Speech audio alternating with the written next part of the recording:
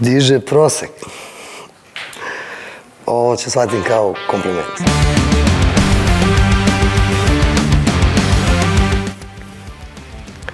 Preslačio gaće nasred plaže. Pa gde? A, da, to je u Budvi. Jeste, pa zato što je prvi onaj garderober na 500 metara odatle. To je jedini razlog, ali naravno vrlo sam to diskretno uradio, a to što paparaci prate, to je druga stvar.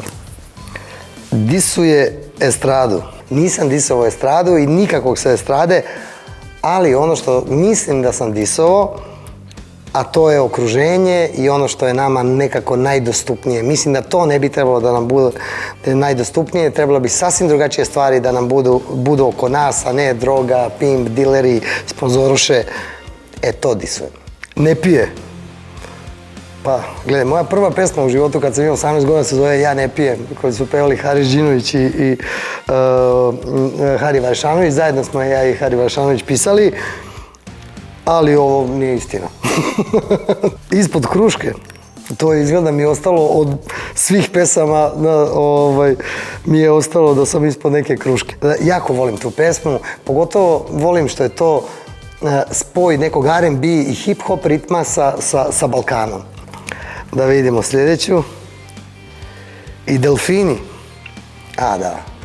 Znaš da, delfini se uklapaju u nekako u moju životnu filozofiju. Čak imam istetoviranog jednog ovdje koji je povezan sa violinskim ključem.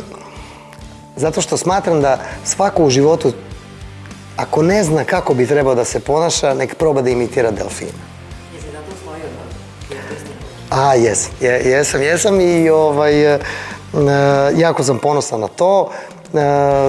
Oni su u Miami Dolphin Research Center i moram da kažem da su srećni i zadovoljni.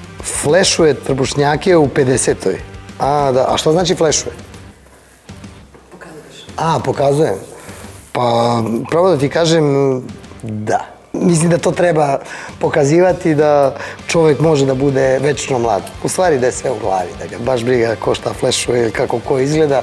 Svako na planeti je savršen upravo takav kakav je. To je moja filozofija. Upao u loše društvo. Više puta. Tako da, to je sigurno dobro googlovanje. Hvala vam što googlate o meni, hvala vam što vas zanima ono što ja radim i ko ja jesam i tu sam da dam odgovor. Ćao, vidimo se.